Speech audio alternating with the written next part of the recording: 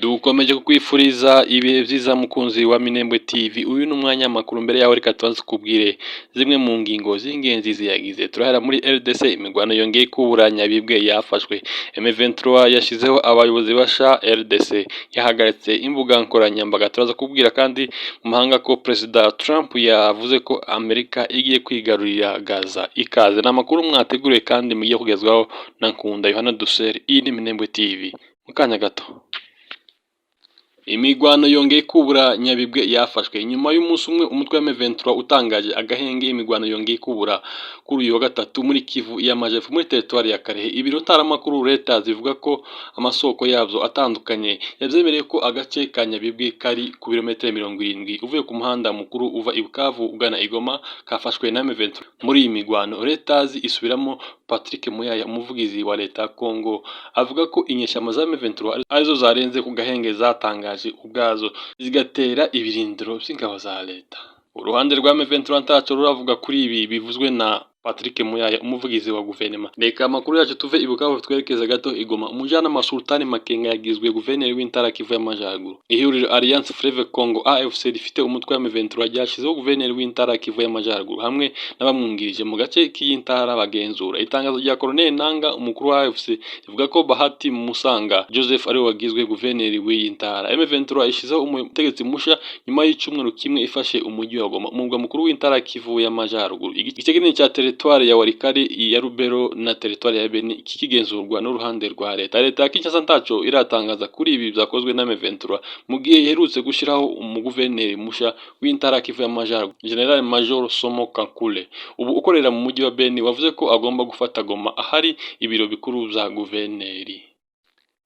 Bahati Musanga, umwe mu bagwanyi ba M23 akaba n'ubafasha mu icengezamatwara ryayo mu bice bafashe mu ntangiriro z'umwaka ushize, ubwo M23 yatangazaga imyanya y'abategetsi bayo yari yagizwe umukuru w'ishamyi ry'imari n'umusaruro. Bahati Musanga wabaye cyangwa se ukiri umujyanama wa General Sultani Makenga umwaka ushize, zavuzwe ko yari yapfuye ubundi ko yakomerekejwe n'ibitero bya drone ikicanga muri teritwari ya Masisi, ariko nyuma yaje kugaragara mu mashusho ari muzima. Oniyo ivuga ko M23 ifashwa n'u Rwanda kandi yungukira mu bucuruzi butemewe bw'amabuye y'agaciro ava mu birombe byo mu duce igenzura, cyane cyane ikorota mu birombe bya Rubaya. Oni ishinje M23 gufashwa n'u Rwanda kandi yungukira mu bucuruzi butemewe bw'amabuye y'agaciro ava mu birombe byo mu duce igenzura, cyane cyane ikorota yo mu birombe bya Rubaya biri mu za mbere binini ku isi bicukura korota. M23 ivuga ko ibice ifata itaba igamije gucukura no gucuruza amabuye y'agaciro, kandi ihakana ko ifashwa n'u Rwanda. Muneke icumwe Perezida w'u Rwanda Paul Kagame yabajijwe na CNN nimba ingabo z'u Rwanda ziri muri RDC zifasha, yarasubije ati ntabyo nzi. Tukivuga kuri Kongo, yahagaritse imbuga nkoranyambaga. Guverinoma ya Repubulika ya Demokarasi ya Kongo yahagaritse imbuga nkoranyambaga zirimo X na TikTok ndetse na porogaramu ya Google Play Store nk'imwe mu ntwaro zo guhangana n'amakuru avugwa ku ntambara mu burasirazuba bw'iki gihugu. Imbuga nkoranyambaga zakuwe ku murongo nyuma y'uko umutwe wa M23 wigaruriye umujyi wa Goma. Umuyobozi mukuru ushinzwe ubushakashatsi muri sosiyete y'Abongereza NetBlock yabwiye Jeune Africa ko imbuga nkoranyambaga zafunzwe. Ati twamya ko TikTok na X, Google Play Store zafunzwe muri RDC. NetBlock ku itariki ya 3 z'ukwezi kwa kabiri yanditse kuri X ko kubuza abaturage gukoresha Google Play Store bishobora kuba bigamije gutambamira abashaka gushira VPN mu bikoresho byabo by'ikoranabuhanga. Abaharanira uburenganzira bwa muntu batangaje ko iki cyemezo kibangamira uburenganzira bwo gutanga ibitekerezo no kubona amakuru biteganywa n'ingingo ya 23 na 24 z'itegeko nshinga. Jeune Africa dukesha ino nkuru yagerageje kuvugisha Minisitiri w'itangazamakuru akaba n'umuvugizi wa guverinoma Patrick Muyaya n'umuyobozi w'inama nkuru ishinzwe itangazamakuru n'amajwi n'amashusho by'itumanaho Christian Basembe, ariko bose ntibasubije. Minisitiri w'umutekano w'igihugu Jacquemaine Shaban ubwo yari mu kiganiro n'abanyamakuru ku itariki ya 3 z'ukwezi kwa kabiri uyu mwaka yavuze ko izo mbuga nkoranyambaga zavuyeho kubera ikibazo ca tekinike. Minisitiri yagize ati ndabizi ko ibi biba byakemutse vuba na bwango, hari ibibazo bya tekinike byari byabayeho ariko turi kubikurikirana. Gufunga imbuga nkoranyambaga bikozwe mu gihe abaturage batangiye kutizera ibyo inzego za leta zibatangaza, bihereye ku zavuzwe mbere y'uko umujyi wa Goma ufatwa. Ku itariki ya 19 z'ukwezi kwa mbere 2025 Christian Bosembe yanditse kuri X ko ari gukurikirana akantu kandi uzifungwa rya TikTok muri Amerika kugira ngo bavyigireho. Yagize ati babajwe nuko TikTok iri guhinduka intwaro n'icengezamatwara rifunguye mu gihugu cyacu. Uyu mugabo niwe ushinzwe gukurikirana ibivugwa n'itangazamakuru bitandukanye ndetse kuva M23 yakaza umurego igafata ibice byinshi yashyizeho igitutu n'iterabwoba ku banyamakuru ngo bareke kwandika kubirengaho bikaba kwanga igihugu. Hirya y'ibyo ariko imbuga nkoranyambaga nizo zigenda zifasha abantu mu bihe by'ubu kumenya amakuru yo hirya no hino mu bice bitandukanye by'isi. Umuyobozi wa Internet Sans Frontières Julie Owono yatangaje ko icyemezo cyo gufunga imbuga nkoranyambaga witwaje ko zikwirakwiza ibihuha kandi utabasha kugenzura ari cyo abayobozi b'abanyantege nke bashaka kuniga ubwisanzure bwo gutanga ibitekerezo byabo.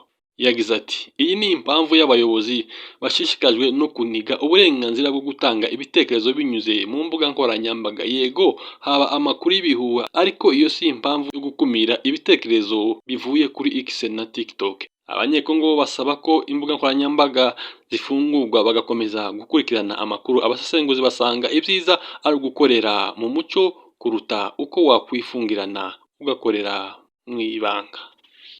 Reka amakuru yacu tuyasoreze muhanga. Perezida Donald Trump yavuze ko Amerika igiye kwigarurira agace ka Gaza. Perezida Donald Trump wa Leta Zunze Ubumwe za Amerika yatangaje ko Amerika igiye kuyobora agace ka Gaza ndetse ko bazagateza imbere byose babifashijwemo n'ingabo za Leta Zunze Ubumwe za Amerika. Ibi yabivuze ku minsi 4 y'ukwezi kwa kabiri uyu mwaka mu kiganiro yagiranye n'abanyamakuru yahuriyemo na Minisitiri w'Intebe wa Israel Benjamin Netanyahu. Trump yavuze ko Amerika igiye gufata ako gace ka Gaza ikagateza imbere ndetse ikagahangira imirimo. Yagize ati Amerika igiye kuyobora agace ka Gaza kandi tuzakayobora neza. Tuzategura ibisasu byose bitaraturika ndetse n'ibitwaro. Tuzateza imbere aka gace ndetse dukureho inyubako zose zangiritse. Abajwe n'umunyamakuru gusobanura uwamuhaye uburenganzira bwo kuyobora ubutaka bw'ikindi gihugu bifite ubusugire bwacu, ntiyagize icyo abivugaho, ahubwo ahamya ko Amerika ishobora kuyobora Gaza mu gihe kirekire bibaye ngombwa. Trump yasezeranyije kandi ko aka gace azakagira Côte d'Azur yo mu burasirazuba bwo hagati. Côte d'Azur ni agace ko mu Faransa kari karafashwe n'abanazi mu ntambara ya kabiri y'isi. Kuri ubu kazwiho kugira ubukungu buhagaze neza no gukurura ba mukerarugendo. Set yanditse ko